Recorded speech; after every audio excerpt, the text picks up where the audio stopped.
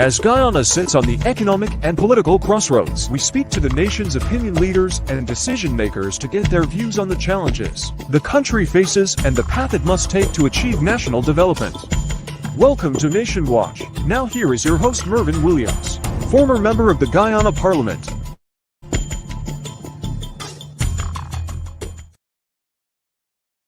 Hello and welcome to Nation Watch for Sunday, 21st April 2024.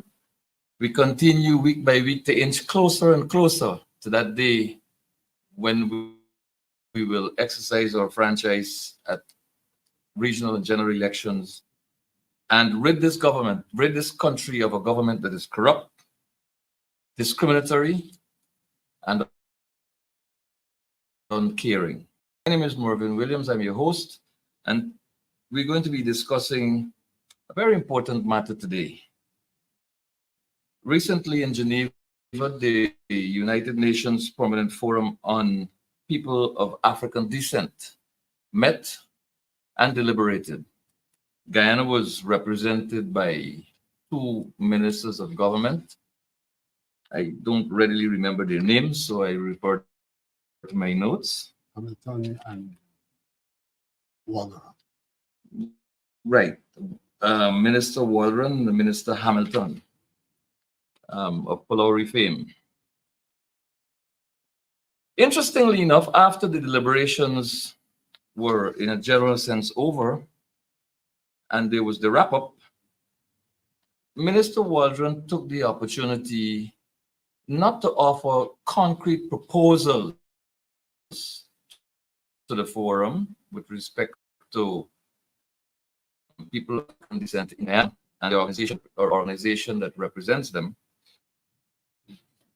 She proceeded instead to spend the allotted time broadsiding Idpada-G, the organization that brings together some 78 groups of persons of African descent in Guyana.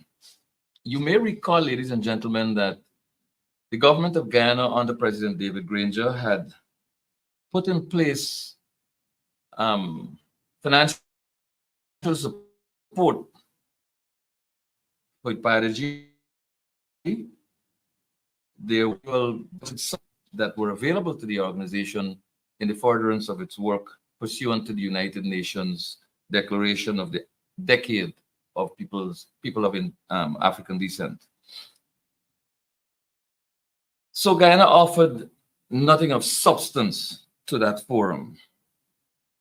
Guyana took the opportunity to beat up on its own. My guest today is Mr. Vincent Alexander, who is the head of Idpada-G. And Mr. Alexander and I will discuss not just the forum and its deliberation, but the issues generally relating to people of African descent in Guyana. Mr. Alexander, I'd like to welcome you once again to Nation Watch. Thank you very much. Now, the Durban Declaration, the UN Declaration on People of African Descent, identifies events in our history that impacted negatively on people of African descent. Recognizing that, the UN declared this decade. The intention being to find solutions to difficult circumstances, to create a roadmap that would take people of African descent to that place of comfort within themselves and within society. The government of Guyana sees no need for people of African descent to be treated in the manner that the United Nations and its deliberations determine to be necessary. What are your thoughts on the government's position that all is well and everyone is equal in the society that we live in, which is multi-ethnic, multi-religious, and very, very dynamic at that? Morgan, the biggest problem we are facing is the plurality of our society on one hand, and the non-acceptance by various groups of the reality of the other group. That seems to be the biggest problem we face. Today, we are addressing the specific situation of the people of Africa. We have in place a government that has signed on to the declaration of a decade for the people of African descent, but has not committed itself to the realization of the goals of the decade under the pretext that in the case of Guyana, the issues to be addressed are not extant. What do I mean by that? This decade has come about through, in the first instance, the Durban Declaration of 2001. So you get an idea of how long this matter has been discussed at the international level. The UN held a conference in Durban in 2001, and you move forward from there to 2013 when they had a year for the people of African descent, to 2013 when they had the declaration being passed, and to 2015 when the decade commenced. And what do they say? Objectives of the international decade: to promote a greater knowledge of and respect for the diverse heritage, culture, and contribution of the people of African descent to the development of societies. This is the UN speaking. That's one objective. There are a number, I wouldn't go through all.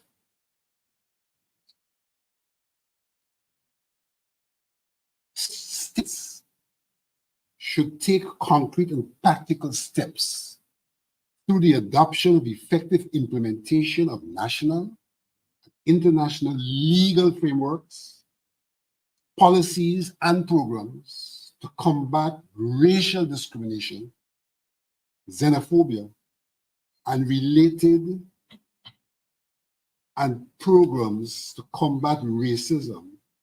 Sorry, let me go that too.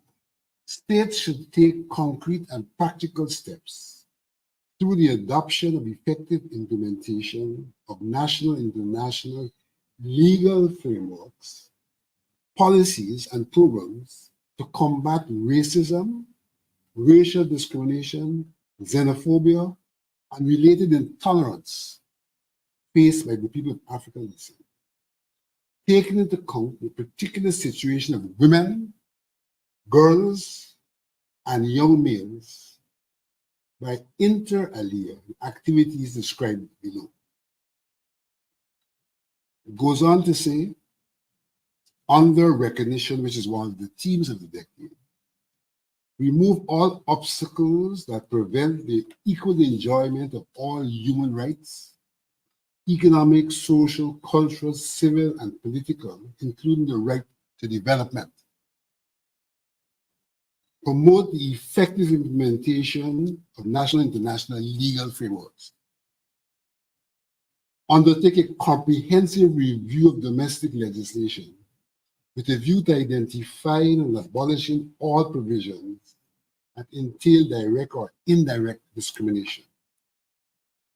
Establish or strengthen national mechanisms or institutions with a view to formulating,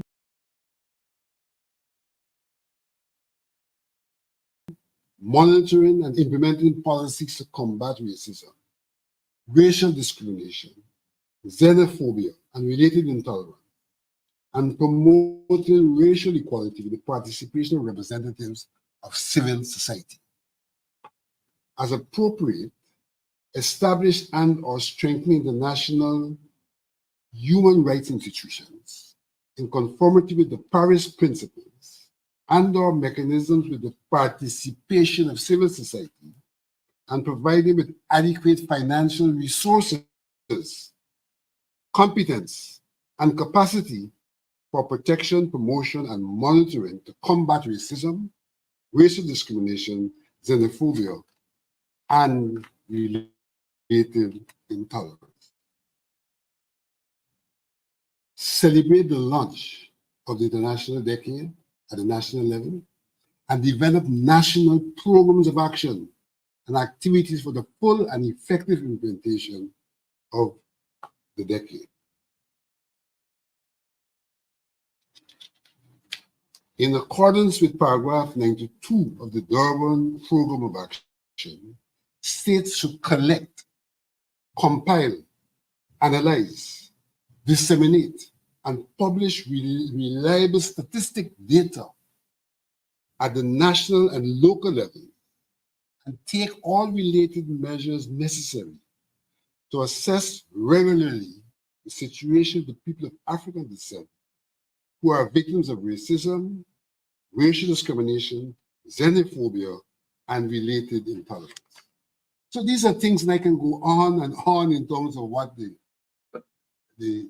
UN has said.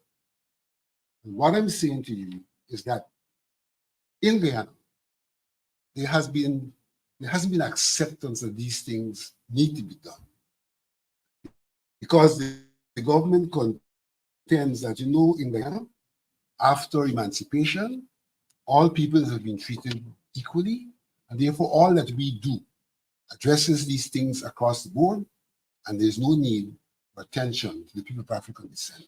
And in fact, they also go on to say that some of the issues which we are trying to confront, that we are ourselves responsible for them. So, for example, in the government's response to the United Nations, they wrote something called the Overview, the road Guyana has traversed. And in that, what do they say? Post 1838, East Africans in British Guyana refused wages to work on plantations in response to harsh conditions that were meted out to them by the plantation owners and the British colonizers. Notably, the wages offered in British Guyana were higher than the wages in the West Indian Islands, which resulted in 40,000 freed African persons immigrating to British Guyana. So something is wrong with us. We refuse these high wages. So where we are at now is because of faults. Then it goes on to say, freed Africans in British Guyana voluntarily chose to leave the functioning plantation and purchase abundant plantation and house lots. After centuries of bondage, freedom was essential, and owning their own land and creating communities was unique in British Guyana. No other Caribbean country experienced this birth of the village movement with land owned by Africans. But hear what they said. Freed Africans further chose to cultivate ground provision, which were used for self-sustenance. However, there was no export market for these crops.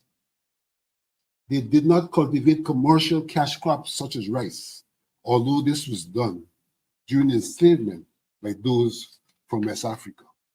So we failed ourselves economically because we go and grow provision. We didn't go and grow rice. Although in Guyana, people of African descent after the abolition of slavery were denied license to trade. So I don't know how we're going to sell this rice when the government passed laws that only allowed at that time initially the indentured Portuguese to trade. So they're saying, these people got problems and made wrong decisions. And now these wrong decisions are visiting them, they're trying to blame other people. But while they're doing that on the one hand, on the other hand, they're fueling mistrust among people of African descent in Guyana. When Idpada-G was established initially, it was the recipient and manager of the subvention. It consulted with its 78 members, 68 at the time, which grew to 78. And not only the 68, our consultations were held geographically. So we went to areas and allowed the community to participate, not just the groups. Right. So now, the government of Guyana has declared to the UN Permanent Forum that they have been funding and will continue to fund directly the groups of African Guyanese inferred in that is that Idpada-G will no longer be receiving subventions. The money will go directly to these groups. So that 78 groups vying for a small amount of money, as opposed to 78 groups sitting down and strategically planning what projects they can implement for the benefit of the wide majority of persons. So this appears to me to be what the older folk will refer to as divide and conquer, a divide and conquer approach, so that there are some groups who will walk away from Idpada-G, that body that was established, and try to chummy up with Minister Waldron and Minister Hamilton, so that they can be beneficiaries of these monies. Why is this kind of wicked approach being used by the administration? Let me start off by saying this. Apart from CAFRA, I'm not even sure about the Rastafarian Council. Apart from CAFRA, who represented the Rastafarian Council, no group has walked away from Idpada-G. We had 68, we're now at 78, and in terms of the Rastafarian community, Naibingi is still with us, 12 Tribes is still with us, Theocracy House is still with us. So no group has walked. That appears to be the intention, the general thrust of the government's operation. But no group has walked away. In fact, our numbers have grown over the last year from 68 to 70. So I want to make that point because they run out there saying people have walked. Now, when Idpada-G was formed, there was nothing adversarial about Idpada-G. We were formed to work with the community and to work with government. And we started working with the previous government. We didn't change our disposition under this government. But there are some points to observe. We were working towards advocating with government on these issues which I raised earlier with the legal and institutional framework. So coming out of our strategic plan, we then set about having discussions to determine what specifically we want to approach the government in terms of institutional and legal framework. And the observation that I have is that it is at that point that the government really sought to distance itself from Idpada-G. So those talks have never occurred. Let me backtrack a wee bit. Like in any set of community, there were some internal problems. There were some internal problems. And there were about 2 or 3 groups that went to complain to the Ministry of Culture, Youth and Sports. Based on the complaint, the minister called us in. And we went, humbly. He called us in for a meeting and himself did not come to the meeting. He sent his permanent secretary with 3 questions to ask us. We answered those 3 questions. And we said to her, could you say to the minister, we are still desirous of meeting with him to discuss matters pertaining to the decade. He has never responded to that request. Is he a minister? Or? Yes, he's a line minister. Never responded to that request. The next thing we knew is that there was something in the papers where somebody wrote a letter complaining about Idpada-G. And about the same time, Coffee 250 was sponsoring a forum. This is one of the groups. One of the groups, sponsoring a forum under the title, The Emerging Apartheid State. It is not Idpada-G's forum. But what Idpada-G did was to facilitate an advertisement on its website and Facebook. to mobilize people to come to the fore. The next thing we knew, that we got a phone call from the ministry asking for our financial audit. We sent it. So we had nothing to hide. And what we saw the same day was Jagdio on television at his press conference attacking Idpada-G, claiming that there was a cabal that had hijacked the organization, that we were spending money on ourselves, blah, blah, blah. Vicious attack on Idpada-G. It's about the same time we had approached the president and said to him, we would like to have a conversation with you, Mr. President, because we had prepared our advocacy. He told our CEO in Borbis in 2021, we'll have that conversation. We'll have that conversation. Nothing happened. Our CEO wrote twice in that regard. No response. I met the president by coincidence with him going for his optics handshake at the Merchant Bank. And I said to him, Mr. President, we have asked to speak with you. When will that occur? He said to me, he said, Vincent, I'm going to the United States, and this nation should remember when they had to fly out to America. When I return, we'll have the conversation. He returned, and no conversation took place. Then I met him when he was swearing in Commissioner Rui. I reminded him, and there was a picture in the papers of me shaking his hand and whispering in his ears, you promised to talk. He said, you want us to talk right now? I said, Mr. President, it's not me talking, it's his organization. We can have a conversation about when. That day I met him, sat in his office, and he said some interesting things to me. He said, Vincent, I love Guyana. And I'll do everything for all Guyana. He said, let me give you an example. We've just done the road in Mocha Arcadia, Warren Boulevard. He said, you know, we're going to be building a road that's passing through. Which was not true at the time. He had declared the road. Okay. I'm not contesting that. He said, we have built another road that's passing just outside of Arcadia. He said, the consequence of that road is the value of the properties adjacent will go up. So the people will benefit from our program.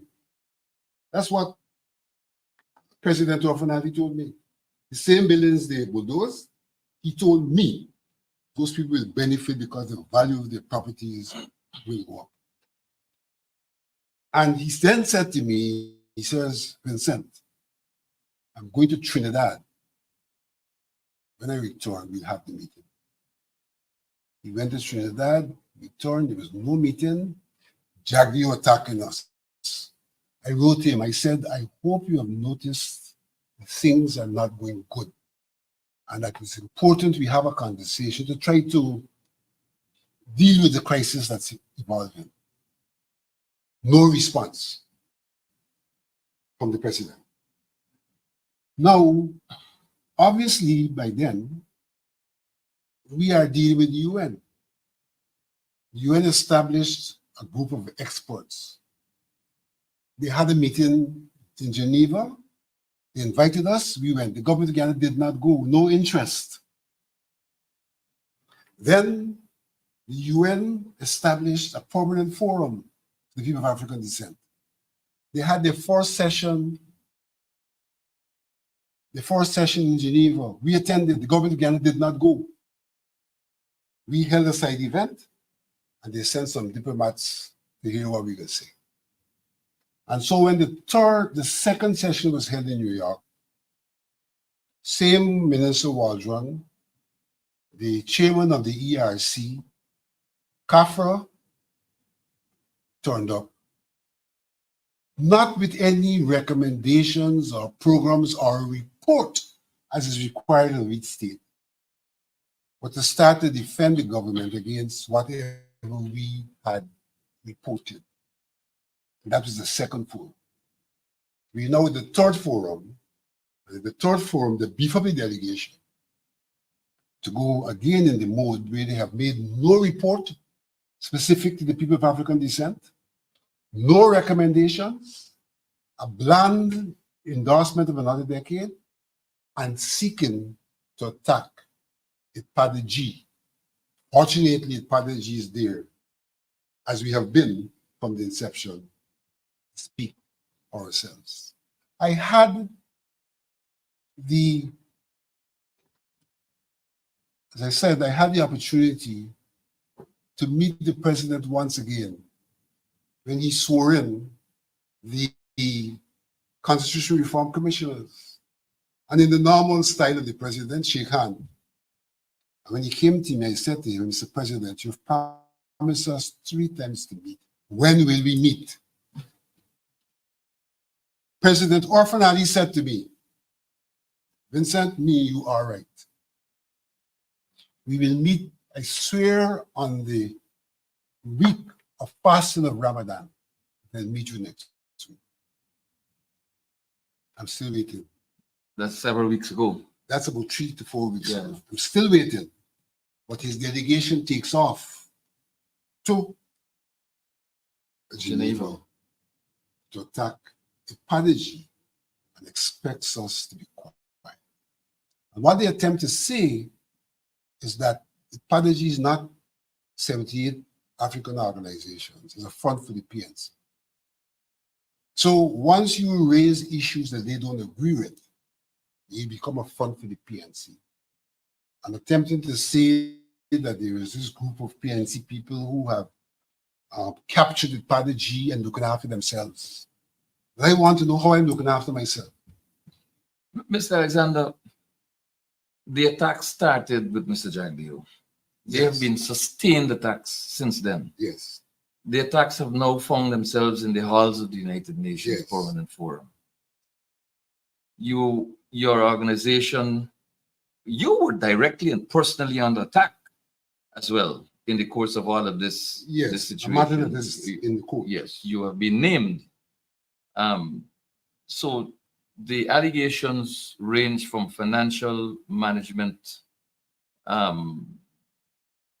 to the requests for audits, the whole claim of Idpada-G paying itself and its members super salaries, taking care of yourselves. Now, with all of these allegations backed up here, you're moving into a recommended and endorsed second decade of people of African descent.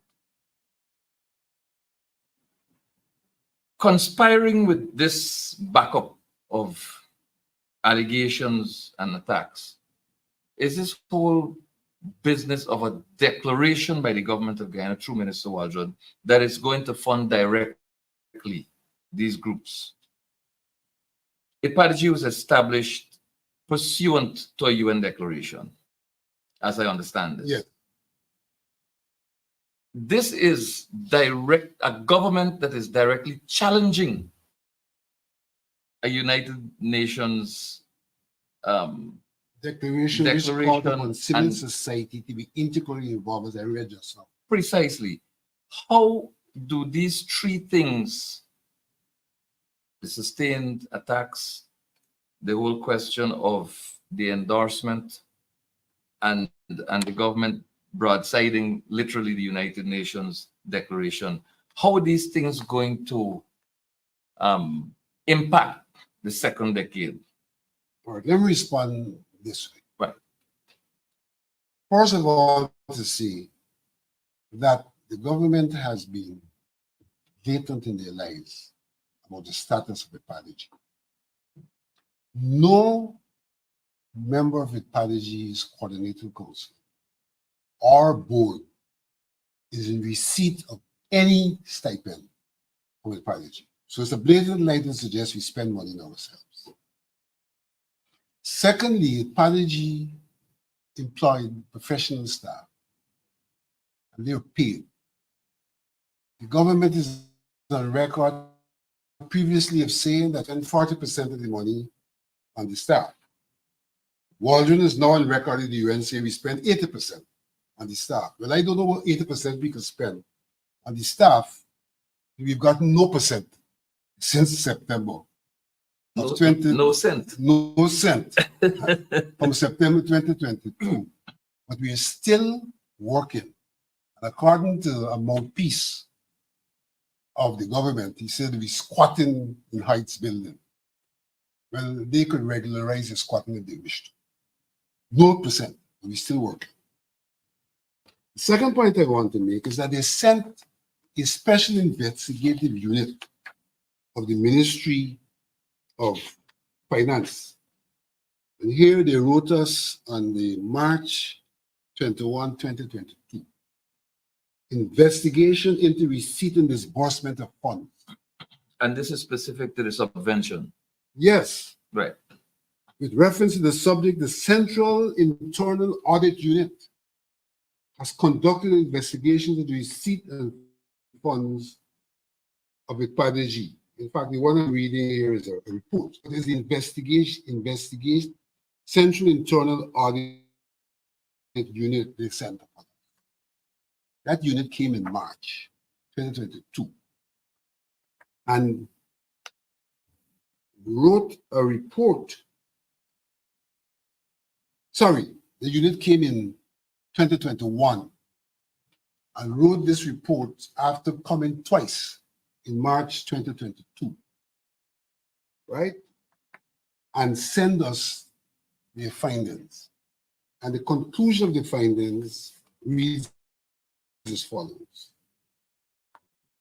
Based on the results of the investigation procedures carried out, we concluded the system used for the accountability of receipts and disbursements of funds is operating effectively and can be relied on. This is the Ministry of Finance investigation. However, there were some concerns as it relates to GRA and NIS, deductions not paid, absence of comprehensive policy and procedures manual, and inaccurate computation of some gratuity payments. The issues raised in the investigation can be attributed to insufficient control measures, and if corrective measures are not applied, it could materially impact the system. It is therefore crucial for the agency to enforce the necessary safeguards in place to reduce the exposure of financial and operational risks. The Central Internal Audit Unit would like to extend sincere thanks to management and staff of the agency for the cooperation during the audit. A typical audit letter when it finds nothing that it can criticize. There's no way in which we could be accused of fraud, of impropriety, or anything like that. There were some administrative issues. They brought it to our attention. They asked us to respond, indicating how we read, and we've done all of that. But this is a clean bill of health given by their auditor. But they continue to go into the public, including today, Jack, you're trying to tell people that there are issues with our finances. And what Waldron said at the UN is that their money is unaccounted for. There's not a cent unaccounted for. In the face of this report. In the face of this report, and in the face of audits that we do under the Companies Act, because we are also audited under the Companies Act. We pay and we have our audits. They continue to tell the people that their money is unaccounted for. In terms of the monies we spend, they also attempt to say the ordinary people didn't get no money. Now, there are two aspects to that. But is it that they should get money or benefit from money? There are two aspects to that. First aspect is this. You give us $100 million and telling us the ordinary people haven't benefited. Tell me what measurable benefits $100 million a year can really do for the African Guyanese community. Building a school in this country just costs $1 billion. A school. And you give us $100 million and then telling the world that you haven't seen the benefits derived by the African Guyanese community because we haven't passed the money down. But indigenous peoples benefited from some $4 billion. No, it's 9. It's 9, yes, 9. $9 billion. $9 billion, you're right. 100 million. And we're not going to argue Because in fact, the reality is that we have done things. We have taken people to GSA to be trained to process stuff. Hence, MOCA started the market day. We have sponsored the big market day in the avenue called Ujama. We brought 100 vendors in craft, and we did training with them. The people can tell you we started to give every organization a little something every year, small projects. But the fact of the matter, the decade is not about these little things. The decade is about big things, institutional and legal frameworks that can then give the people themselves the opportunities. But we have been doing empowerment and training with our people. But they have now gone to the people and said, look, don't worry with them, you're going to get 1.8 million each. What are the results of 1.8 million in terms of impacting the issues to be addressed in the African Guyanese community at large? What are the impacts? What does 1.8 million do with all those backlands that need to have proper drainage and irrigation? What does 1.8 million in some organization do with the need to look at the school curriculum to make sure that proper and comprehensive history is taught in schools?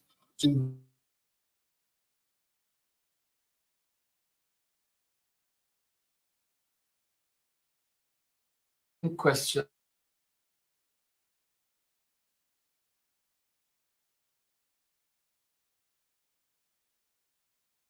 There was an interview, I think, with a journalist from the UK. And there was a presentation he made at another forum where at the forum, he spoke of reparative justice. Right. In the interview, he spoke of reparations and a measure of reparations for African Guyanese in particular, and the Africans of the Caribbean region in general. I find it hypocritical that a head of state can speak as glibly as he did on the question of reparation and reparative justice, when in fact, here at home, what is being practiced, and let's not go to employment and contract award discrimination and all of that. Let's talk specifically about Idpada-G and how it's being treated. What moral authority does one have to demand reparations for the same people whose rights you stand upon, you trample upon, whose freedoms you try to take away, whose entitlement, based on the United Nations Declaration on this decade of people of African descent, what moral authority does such a person have to speak of reparation and reparative justice? Let me go back to what I said earlier. What I said earlier is the government's posture is that there are no issues post-emancipation with the people of African descent. Everything has been hunky-dory. All Guyanese are in the same pocket, benefiting in the same way, and people of African descent don't need special attention. That is the government's disposition to the mandate of the decade. Yes, we agree internationally there should be this mandate, but in the case of Guyana, we don't have those problems. What Ali has glibly and skillfully also done is, as you said, to speak about reparations. But the reparation that Ali speaks about is about getting money from England to put in the treasury. Dutch. You want to put in the treasury. Yeah. But it's not about how we address the issues that continued to affect us post-emancipation. So there is no real commitment to the mandate of the decade. But by speaking about reparations and the role African enslaved played, presents himself as being of having interest and recognizing the people of African descent. But that interest and recognition is restricted to a pre-emancipation period And the post-emancipation period, which is what essentially the decade speaks to, their position is that there are no problems. We get the reparation money for the pre-emancipation period, and they want to control that money as well. And so you have this pretense of a concern and a love for and an interest in the people of African descent. But then it is compartmentalized to a period where you have no responsibility. All you got to do is be involved in some rhetoric, link up with CARICOM to go and ask the British for money and the Dutch for money. And we even threaten with the situation now, where they are contemplating that when they ask for this money, it was not only before enslavement, it was between enslavement and indentureship. Bearing in mind that indentureship is qualitatively different from enslavement, and whereas we have no problem with indentureship getting attention, how can you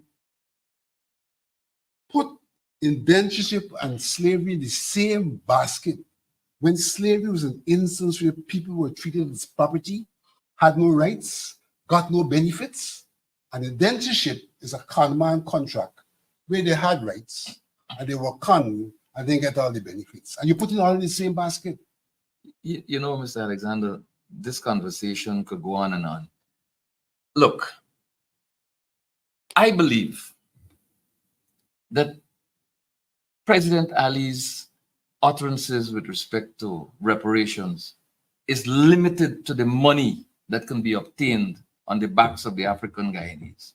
This is my personal view. Let me tell you why I hold this view. When the carbon credit sales were done by this administration, the People's Progressive Party, current administration, they didn't consult with indigenous peoples. The indigenous peoples were the ones who preserved the forest, as you identified. It is because of the indigenous peoples that our borders are secure, in a sense, because they own private property and occupy meaningfully those properties, large swaths of land. Incidentally, tied to them by Born 6 in large measure. The carbon credit deals went down and the monies came in. The owners of the forest were told that they are entitled to 15%, and the PPP take the remaining funds and will treat with it as they see fit. You know? And in the same way, in fact, they went beyond that. They established parallel finance committees in the villages outside of the legislatively prescribed village councils. They stacked those committees with their supporters, their sympathizers. And already massive corruption reports are coming out, allegations of lack of accountability for tens of millions of dollars in villages. What does the government do? Nothing. You see how Idpada-G had been audited over and over again and brought into focus? Go to Monkey Mountain. Tens of millions of dollars are allegedly not being accounted for. Go to Wakapau. Allegedly $50 million can't be accounted for. And the chairman of that village council, the Tushao, is the government's nominee to sit on the Indigenous Peoples Commission. So it appears to me as though there are different sets of rules for one set of people and a different set of rules for another set of people. Now,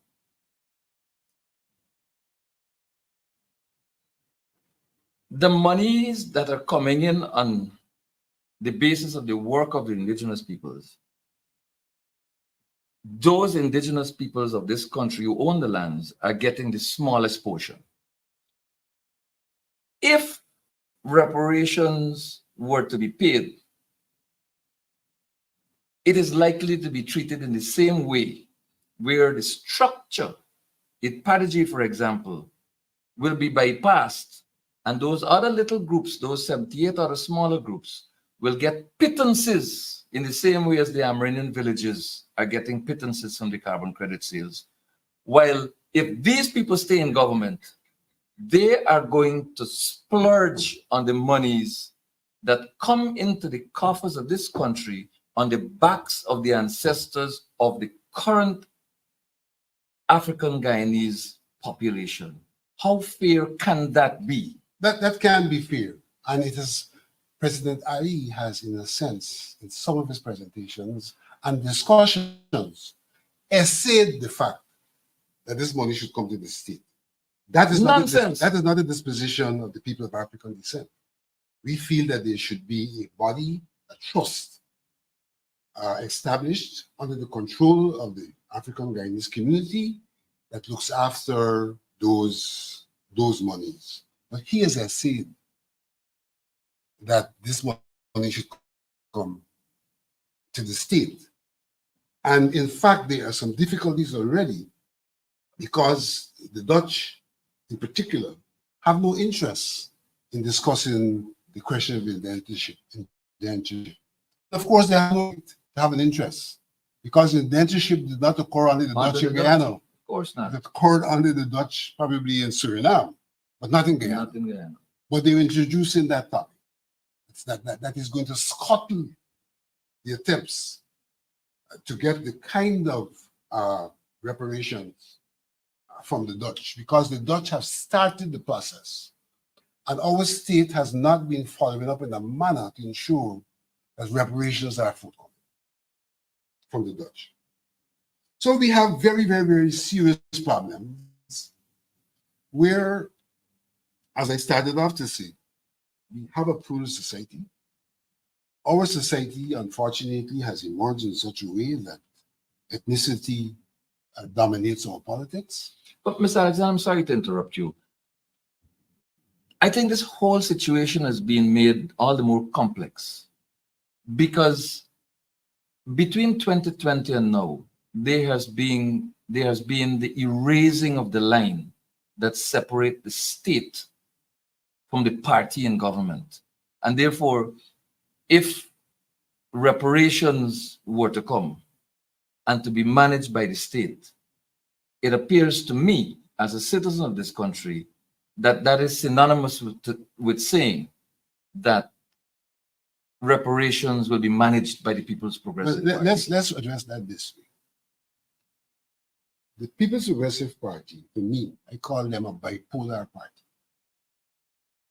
Their economics is capitalist at the end of being pro-business, pro-big business. So the ordinary people are not beneficiaries of their policies. And that's their economics. Their politics is still democratic centralism. Democratic centralism means that decisions are made in the party at the highest level and are carried out by everyone else, everywhere else. So yes, any kind of funding or anything in the fine analysis, determinations would be made at Freedom House because that is how democratic centralism works. Barra Jagdeo has made it clear that he's the General Secretary of the People's Progressive Party, that the government is the People's Progressive Party government, and therefore he has a say and a control over everything because they are only a government of the party. And it is most manifested by this charade called a press conference, where you don't know whether he's vice president or general secretary, and he speaks about everything in this country. This is a clear manifestation of the operation of a central democratic system, which may otherwise be called a communist system. It is not communist in the sense that the economics is not communist. The economics is politics, is pro-capitalism. But the politics is communist. And if you have communist politics, then all the decisions that are being made in the sphere or for the benefit for the pro-capitalist economics. And so the ordinary man is left out of this. And so you can understand the issues with exile and all of that. In that context, these things are occurring. But you know, it is instructive that Dr. Chedi Jagan was General Secretary of the People's Progressive Party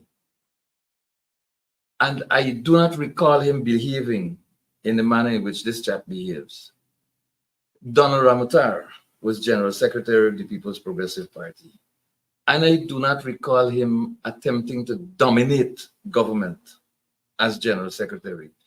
Mustafa, the current Minister of Agriculture, was General Secretary of the People's Progressive Party under Ramotar's presidency or during Ramotar's presidency.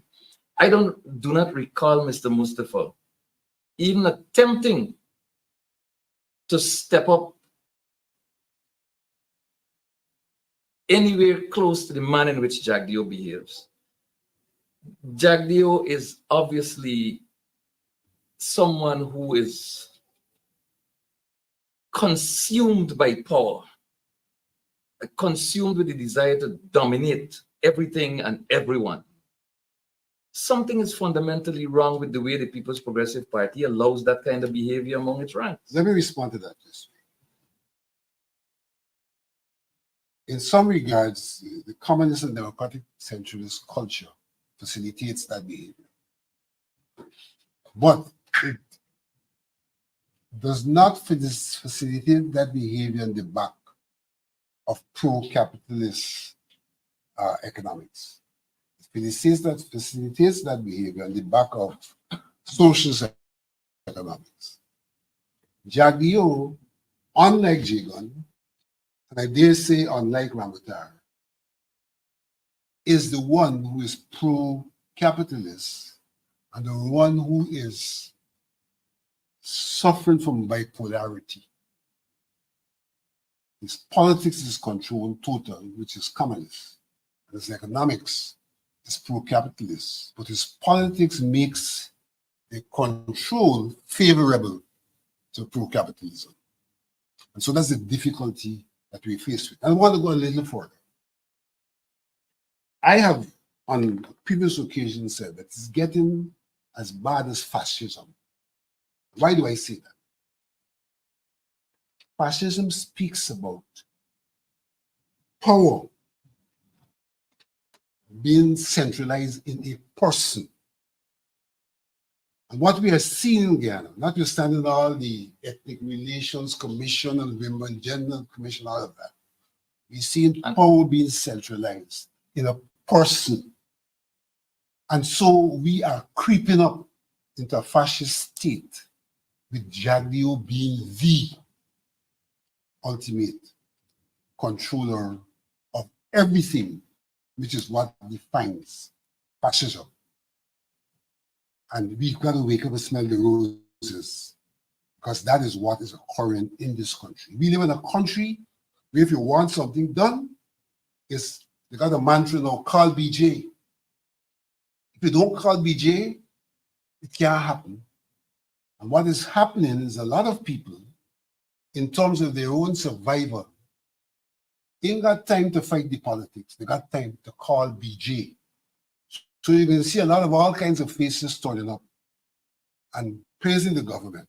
But essentially what they're doing is getting to the call BJ camp, where they can get a little handout, a little freck, and a contract, like the contract that was given out for the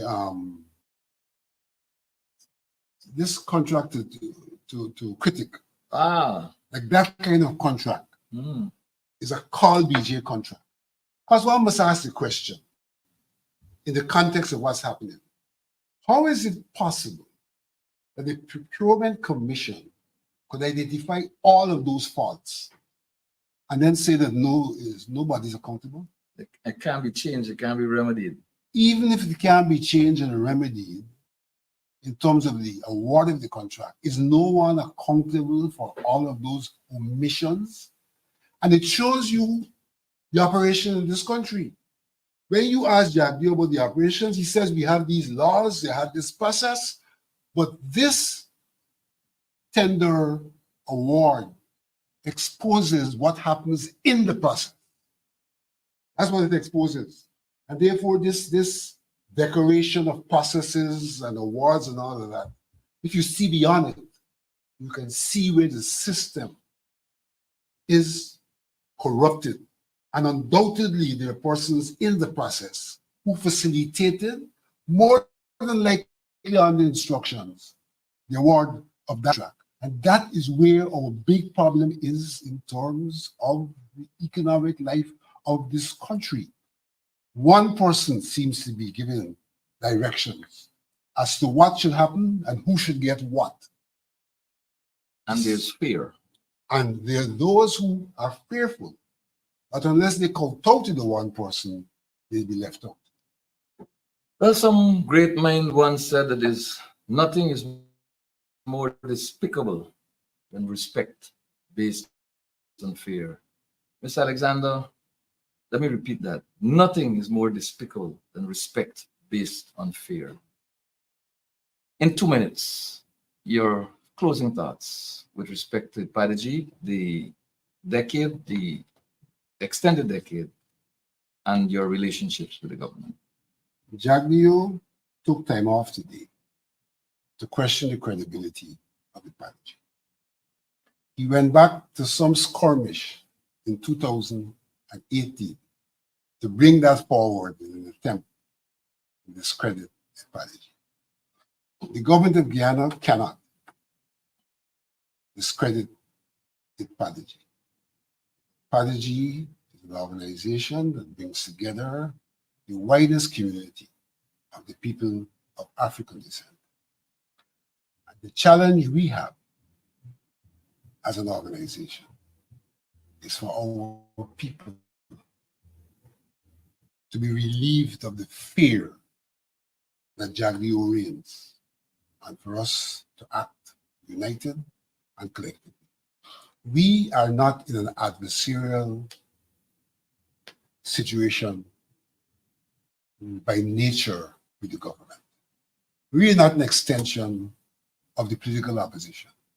But undoubtedly, if the decade has been localized in terms of how we see things are required in the decade, and the government does not have an appreciation of that, then it has led to what may be considered an adversarial relationship. And the Lord knows where that will go. But as it goes, there are two fronts, the local front and the international front. And in a word, on the international front, do you foresee Idpada-G being able to access direct funding from the United Nations? One of the things that we have advocated for, and most of the 1,000 persons who attended the third session of the Permanent Forum for the People of African Descent in Geneva, have advocated for the international community to provide funding. And as you've seen in the documents I read, the UN itself started off by saying, whatever happens, civil society should be involved. But even as civil society is involved, the state has an obligation, because whenever you talk about institutional change and legal framework, at the end of the day, that has to happen at the level of the government and the parliament. And it has to happen with the participation of the people. And so what we have to struggle for is the people's participation, even as we are resourced to do things for the people. Last words here on Nation Watch for today's 21st April 2024. My guest, Mr. Vincent Alexander, I'd like to thank you very much for sharing your time with us and for clarifying these very, very important issues that impact a large section of Guyana's population. Ladies and gentlemen, thank you very much for joining us and staying with us the course of the program. Until next week, God bless.